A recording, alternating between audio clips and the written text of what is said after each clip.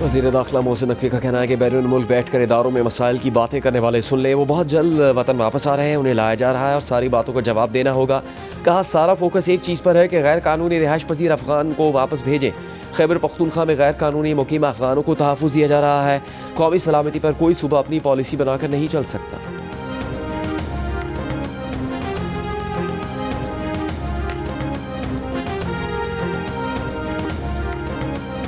वज़ीर आला खैबर पख्तूनख्वा सुहेल आफरीदी ने कहा कि सूबे में किसी और राज की ज़रूरत नहीं, अगर हिम्मत है तो गवर्नर राज लगा कर देखें, हम नहीं डरते। कहा बंद कमरों की पॉलिसियाँ खैबर पख्तूनख्वा में नाफिज करने वालों को एहसास करना चाहिए।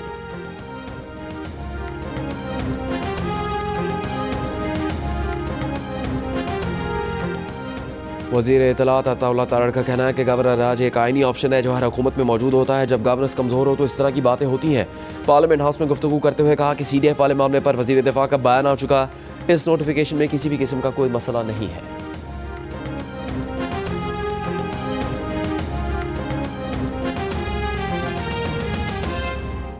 वज़ीर दाखिला मोहसिन नकवी का कहना है कि खैबर पख्तूनख्वा में गैर कानूनी अफगानों को तहफ़्फ़ुज़ दिया जा रहा है। कौमी सलामती पर कोई सूबा अपनी पॉलिसी बनाकर नहीं चल सकता, वफाकी हुकूमत के फैसले पर अमल करना पड़ेगा। वज़ीर दाखिला ने अफगानिस्तान के नायब वज़ीर आज़म मुल्ला बरदर के बयान पर रद्द-ए-अमल देते हुए कहा कि वो तारीख की बात ना करें। हमें सब मालूम है, हमको वाज़ेह तौर पर पता है कि दहशतगर्दी के पीछे कौन है और कौन करवा रहा है। अफगानिस्तान के पास अभी भी ऑप्शन है कि वो दहशतगर्दों को लगाम दे, हमारे मुतालबात का जवाब दे। वज़ीर दाखिला साहब ये बताइएगा कि हालिया दिनों में जो नायब वज़ीर आज़म है अफगानिस्तान मुल्ला बरदर, उनकी एक स्टेटमेंट सामने है जिसमें वो कह रहे हैं कि उन्होंने कहा है कि पाकिस्तान को बेइज्जत दुश्मन करार दिया और कहा है कि अफगानिस्तान हर चीज़ याद रखता है। मेरा इसके ऊपर एक छोटा सा सवाल है आपसे कि क्या इस किस्म के जो बयानात हैं आप समझते हैं कि सरहदी सलामती और सफारती पॉलिसी के लिए संगीन चैलेंज बनते जा रहे हैं पाकिस्तान के लिए, और क्या वज़ारत दाखिला इस धमकी को किस तरह से इंटरप्रेट कर रही है? और आखिरी चीज़, क्या इस पर कोई अमली रद्द-ए-अमल वज़ारत दाखिला की तरफ से पाकिस्तान की तरफ से? ये किसने कहा है सर? मुल्ला बरदर नायब। हाँ, मुल्ला उन्होंने बिल्कुल कहा है। उनको मेरा सिर्फ इतना पैगाम है, अगर उनको बहुत सारी चीज़ें याद हैं तो हमें भी बहुत सारी चीज़ें याद हैं, और उनको हो सकता है पिछली 10, 20, 30, 40 साल पुरानी चीज़ें याद हो, हमें 5000 साल पुरानी हिस्ट्री भी याद है इनकी। तो मैं इस डिटेल में नहीं जाऊंगा और सिर्फ इतना कहूँगा कि अभी भी उनके पास ऑप्शन है कि इन दहशतगर्दों को लगाम दें और जो बेसिक चीज़ हम उनसे बात कर रहे हैं उसके ऊपर बात करें, वरना अगर हिस्ट्री में गए तो फिर बड़ा कुछ उन सब का हमारे पास मौजूद है। यू मेंशन दैट KP की गवर्नमेंट दे आर प्रोटेक्टिंग, आपने नोटिफाई किया कुछ कैंपों को, लेकिन वो प्रोटेक्ट कर रहे हैं उसको, इस पर कुछ ज़रा सा वजाहत। वो ये कि हमने डी नोटिफाई कर दिया लेकिन वो अभी तक ऑपरेशनल हैं और उसके ऊपर हम दोबारा से टेकअप करने लगे हैं ताकि ये वो कैंप्स बंद हों।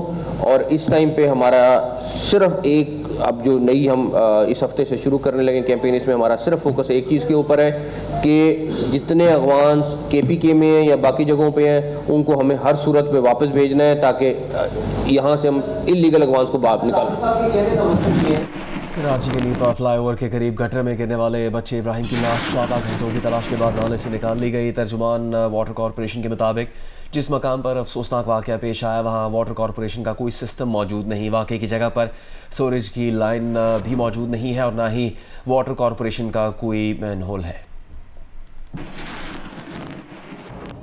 सिंध के सीनियर वज़ीर शर्जील मेमन का गटर में गिरकर 3 साल के इब्राहिम की हलाकत पर अफसोस का इजहार। कहा वाक़या मुजरिमाना गफलत है, इंसानी जान से कीमती कुछ नहीं। ऐसे वाक़यात की रोकथाम हुकूमत और इंतजामिया की जिम्मेदारी है। अफसरान को अपने दफातर से निकल कर चेक करना चाहिए कि कहाँ क्या कमी है। वाक़े के जिम्मेदार का तयन ज़रूरी होगा।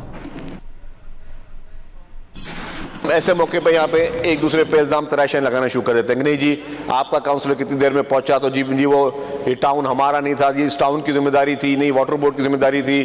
किसी ने कहा कि जी रेड लाइन का भी वहाँ काम हो रहा है। किसी की भी जिम्मेदारी हो सर, हाँ अगर जिसकी जिम्मेदारी थी उसने नहीं किया उसको पनिशमेंट मिलनी चाहिए, चाहे वो कोई भी हो। चाहे अगर मैं खड़ा हूँ मेरी कोताही है तो मुझे भी पनिशमेंट मिलनी चाहिए। कोई भी कानून से भलातर नहीं है और ये एक गफलत है। ये इसको मैं खाली गफलत नहीं कहूंगा, इसको मैं कहूंगा दिस इज क्रिमिनल नेग्लिजेंस जिसकी भी है।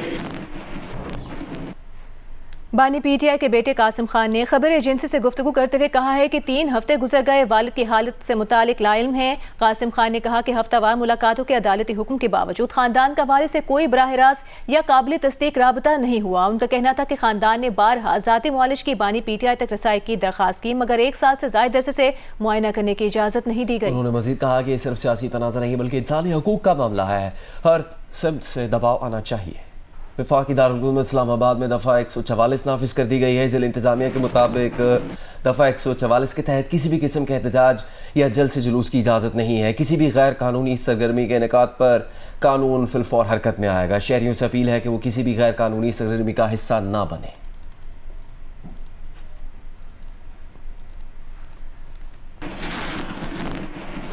वज़ीर आला सिंध मुराद अली शाह कराची में तकरीब से खिताब कर रहे हैं। एडमिनिस्ट्रेशन, पुलिस, यूनिवर्सिटीज़, अस्पताल, इंडिविजुअल्स, सबको कहा, मैंने कहा ज़्यादा आसान होता, कहते जिसने सपोर्ट नहीं किया उसके एक आध का नाम ले लेते तो टाइम बच जाता हम सबका।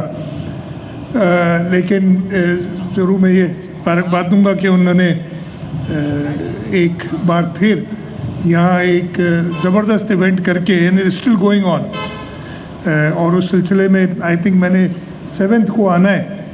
उसी क्लोजिंग के लिए ओपनिंग हमने की थी, that was a few weeks ago, और 7 दिसंबर को इसकी क्लोजिंग करेंगे। आज जिस सिलसिले में आया था मैं, उन्होंने रेनोवेट की है जो नई बिल्डिंग विजुअल परफॉर्मिंग आर्ट्स की, उसके रेनोवेटेड बिल्डिंग के इफ्तिताह के लिए मैं शुक्रगुज़ार हूँ अहमद शाह साहब का कि उन्होंने मुझे इधर बुलाया, और इंशाअल्लाह ताला आर्ट्स काउंसिल की जो सपोर्ट गवर्नमेंट सिंध करती रही है ताकि सूबे में, और अभी मुझे मिनिस्टर साहब बता रहे थे, हमारे जुल्फ़िकार शाह साहब कल्चर मिनिस्टर, कि जितने इवेंट्स, और मुझे पता है, मेरा ख्याल है कोई हफ्ता नहीं, कोई दिन ऐसा नहीं गुजरता कि ये मुझे कहीं इनवाइट नहीं करते। ऑब्वियसली है। मुराद अली शाह कराची में तकरीब से खिताब कर रहे हैं। मुल्तान में माजूर अफराद के आलमी दिन के मौके पर वॉक हुई, जिसमें माजूर ख़वातीन समेत बच्चों की बड़ी तादाद ने शिरकत की। इस बारे में आपको मजीद बताएंगे नुमाइंदे जियो न्यूज़ सोहला मलिक।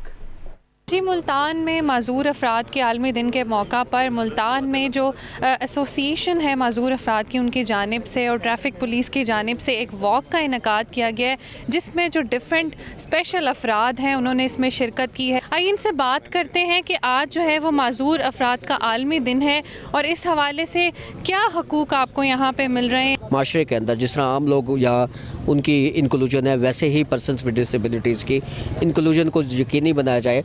आप मुख्तलिफ़ बैंकों में जाएं, बसारत से महरूम लोग वहाँ बैठे हैं और वो टेलीफोन ऑपरेटर हैं, सारा दिन सैकड़ों कॉल्स मिला के देते हैं। ये जो सेंटर बनाया गया इंडिपेंडेंट लिविंग सेंटर, इसके नाम से यही है कि इनको इंडिपेंडेंट करना है हमने। तो हमारे पास 90% स्टाफ वो है जो खुद व्हीलचेयर यूज़र्स हैं, जो खुद माजूर है। तो माजूर लोग माजूरी को कैसे डील करेंगे, वो बहुत अच्छे से ट्रेनिंग देते हैं इनको। इस वॉक का मकसद ये था कि उनकी सलाहियतों को उजागर करना है, उनको बिल्कुल इंडिपेंडेंट बनाना है, ताकि वो भी अपनी ज़िंदगी बाकी माशरे के लोगों की तरह गुजार सकें। जी, 39 रोज़ा वर्ल्ड कल्चर फेस्टिवल के 32वें रोज़ school of visual and performing arts building का इफ्तिताह किया जाएगा। आज काउंसिल कराची से नुमाइंदा जियो न्यूज़ वलीद अहमद रिपोर्ट कर रहे हैं। आलमी सकाफती मेले का आज 32वां दिन है और आज school of visual and performing art building का इफ्तिताह है। इस वक्त आपको कैमरामैन ज़ुबैरुद्दीन दिखा रहे हैं, ये वो इमारत है जिसमें थिएटर की क्लासेस होंगी, जिसमें म्यूज़िक की क्लासेस होंगी, इसी तरह जो फाइन आर्ट है उसकी यहाँ पर क्लासेस होंगी। बैनुल-अक़वामी फनकार, मौसीकार, थिएटर आर्टिस्ट, म्यूजिशियंस सब यहाँ पर मौजूद हैं, और इसी तरह जो स्कूल और कॉलेजेस के तलबा हैं वो भी यहाँ पर मौजूद हैं। जश्न हो रहा है।